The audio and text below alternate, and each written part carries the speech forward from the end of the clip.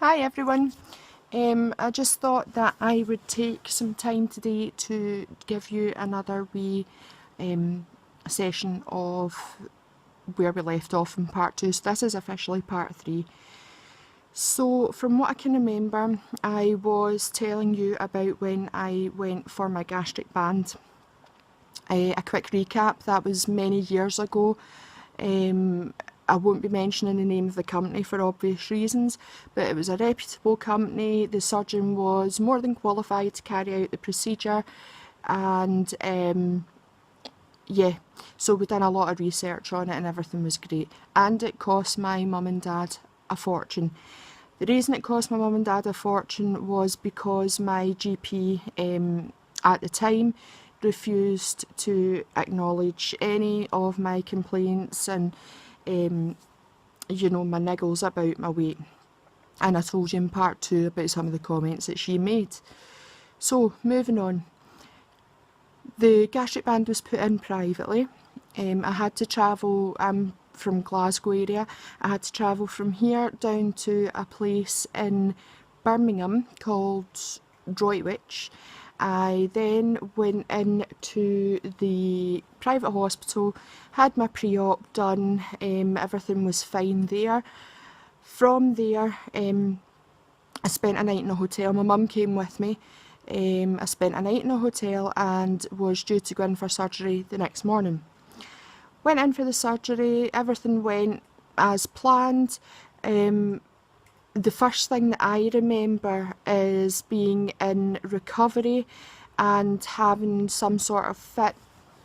Now, when I say I had some sort of fit, when you're in for an operation, or certain operations anyway, most of them, they put like a tube down in your mouth and down the back of your throat, and that's for the anaesthetist to help control your breathing and stuff while you're under. That remains in when you come out of theatre and you're in recovery, and it's in recovery before you come round that they remove the tube. Basically, I came round before they'd removed the tube, which then sent my body into a kind of convulsion fit. I remember lots of medical staff coming round about me and trying to hold me down and things like that. At that point there was still anaesthetic in my system, so I wasn't in any pain or anything like that, but I was more than aware that I was choking and having this fit. The next thing, it just goes black. So I don't know if I passed out, if the fit took over, or if indeed it was just the anaesthetic kicking back in and knocking me back out. So next thing I remember is coming round in my private room with my mum and being in the most excruciating pain. Now, at that point in my life, that is the worst pain that I'd felt. It was horrendous. The surgery was performed keyhole. When they perform surgery keyhole, they inflate your abdomen. If you watch part 2, you'll remember me telling you about them having to lift your liver and almost flip it to work underneath. So they inflate your abdomen, but because it's the abdomen itself they inflate, it's harder for the air to then pass through your system. Everyone knows that we all fart, we all pass wind, but the thing is, that's wind that's in your digestive system. So when you're eating and you're drinking and your stomach's processing food, etc., the gas builds up, moves into your colon, and eventually you fart. When it's not in the system, it doesn't have a direct route to travel through, so you have to go through things like drinking peppermint waters, having different medications, things like that to help you pass the wind. Eventually the wind pain passed. Now when I say eventually, I am talking maybe about a week and a half later, about 10 days. I was told that that pain would only last a day or so, and even then it would be more uncomfortable and not painful. between the pain of the wind and the incisions and just the general area inside my abdomen, actually round the stomach, it was just ridiculous. I should say to you that a lot of people refer to their full abdomen area as their stomach. To clarify that, the stomach is only the bag that the food goes into, okay? When you start going lower down, that's your colon. So yeah, I'm not talking about the full belly area. It's purely the stomach when I mention the stomach, and it's the intestines and colon when I mention those. So I was then discharged from the private hospital the next day. It was just an overnight stay. I was in no state to be discharged. I shouldn't have been discharged. They discharged me with paracetamol. Now, up until that point in my life, I hadn't had to rely on any painkillers, nothing like that. So paracetamol was the go-to for sore heads, toothache, things like that. By the way, ibuprofen's better for toothache because it deals with inflammation. That's just a wee tip. So discharged with paracetamol. I couldn't manage the journey home. I was in so much pain. So it ended up that my mum and I had to stay in the hotel room for, it was about a week, just simply because I could not, even getting from the bed in the hotel room to the toilet, I was almost screaming with the pain. I was crying constantly. My mum was having to help me sit up, help me to lie down, help me to move, and being totally graphic with you, even when I went to the toilet, I was so painful that I couldn't clean myself. So, you know, Mum had to step in there, and I'm so thankful for having someone that would do that for me. So that maybe helps you understand how severe the pain was. Along with the pain, there was nausea. Now, the nausea at that time was not treated. They said that they didn't want you to be sick because of the type of operation and because vomiting, your stomach basically, what do you call it, like contracts sort of thing, to obviously help you push the vomit up. My stomach could not do that. I seemed to lose a certain element of power in my stomach area, so I was finding it very, very hard to bring anything up. Problem being also that I couldn't eat. You're supposed to be able to take liquids after you have a gastric band fitted. I was not able to even take liquids. So for a few days, with the knowledge I have now, not back then, but the knowledge I have now, I should have been kept in and put onto an IV saline drip, which just basically hydrates your system when you can't actually drink yourself. So I was really dehydrated. Over a few days I managed to start sipping things. My mum was getting me just like the fruity, watery ice lollies to suck. That was quite handy as well. Moving on, eventually about 10 days later, I was still racked with pain. Oh, I should tell you, the paracetamol was not even touching the pain in the slightest. I have quite a high pain threshold as well, and it was just, the paracetamol was a waste of time. Plus, if you're feeling sick as well, then paracetamol just kind of annoys that too. My mum, she is on strong medication for illnesses that she has. The strong medication is pain things. I won't go into my mum's illnesses because that's her business, but basically she was on a drug that is a synthetic opiate. I suppose I can just tell you it's tramadol. I had never experienced tramadol before. I had never had to in my life prior to this. I couldn't swallow the capsules. I couldn't take pills. So basically I had to have my mum make up a small medicine cup of lukewarm water, open a tramadol capsule, put the powder in there. It's disgusting, but it was the only way I could get painkillers into my system that would help. At that time, the tramadol knocked me out because I wasn't used to it. So it was the best possible drug that I could take at the time to kill the pain and get me through, you know, the recovery.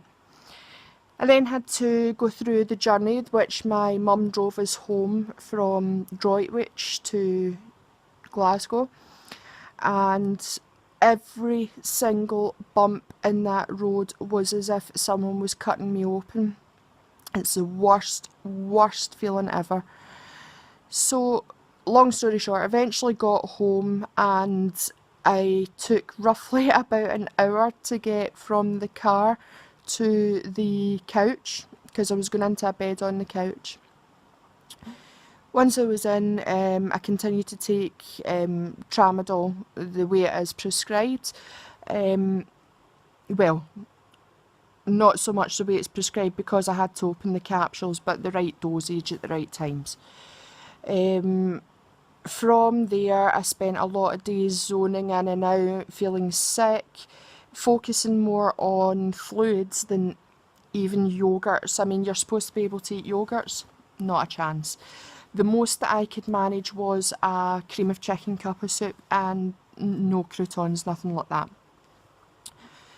The gastric band, once I recovered, and we're talking I was off my work, right now, bearing in mind that they say you'll only need about a week for the full recovery.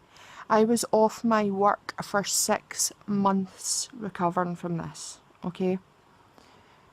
I was lucky that I still had a job after it, and that was me going back as soon as I felt I could. Now, in that 6 months, the gastric band was my best friend, right? I lost 10 stone in 6 months, right? I was like a different person. I felt fabulous. No one would tell me that I was big or ugly or whatever, because I just wouldn't have it. It was lies, and I felt excellent about myself. In the time I have in the band, there are with everyone, but with myself, I'll focus on myself. I had problems with food being trapped in my esophagus. If you don't chew the food properly, especially when you're having things like proteins, chicken breasts, tuna steaks, especially like beef and things like that, if you don't chew that to liquidation kind of stages, then it tends to get trapped where the band is round the top of your stomach. When that happens, you feel a pain like a vice across your chest bone area, like just between your nipple area. You cannot get rid of this pain. The only way that I found to get rid of it was if you drank a lot of water reasonably quickly and vomited. That would then dislodge, you know, the harder food that was lodged in the esophagus / top of the stomach area. So it was quite embarrassing if you were out for something to eat and that happened, because you would need to run to the toilet and obviously vomit. Anyway, fantastic. I felt like the bum.com. Roughly about 8 months later, I started to have almost just a slight niggly pain in my stomach region. I thought, don't know what that is, maybe pulled a wee muscle, something like that round about it. As a few weeks went on, I started to get very, very tired, not able to eat pretty much anything. I was lucky to be having a yogurt a day. Towards the end of that stage, I couldn't even drink water. When I was eventually hospitalised, I couldn't even swallow a mouthload of my own saliva. If I swallowed my saliva, I would bring it back up. So I was in a pretty bad way. I was hospitalised. I was put onto an IV saline drip 24/7. It was a Hartmann's drip, which provides you with nutrients as well. Obviously I wasn't eating in that time, but that wasn't of concern to the doctor at that time. It wasn't the surgeon or the consultant that had put the band in that I dealt with. He was purely for fitting the band, and I didn't see them after. This doctor treated me as best he could. I was then discharged. At that point I was staying in England. I continued to get worse while I was down there, so I came home to Scotland where my mum started to look after me. My mum realised that she had to get me some pretty quick medical treatment. She found a a professor in Glasgow. This professor took me on his books privately. He took me into his clinic and he sent me for something called a gastrograph, which is basically you've maybe heard of a barium meal. You drink a barium mixture and you're almost in, it's like a cross between like an ultrasound and an x-ray sort of area, and as you drink the fluid they can monitor where it travels down, so it travels down your esophagus and then into the stomach and where it goes from there. Now, when I was having that done, I was finding it hard to swallow everything down because you have to have quite a decent glass, and I noticed, that the guy that was doing the scan was a wee bit almost shocked, I would have said. Everything was kept hushed up at the time, and I was told to go and wait in the waiting room. From there I was taken into the professor and he told my mum and I,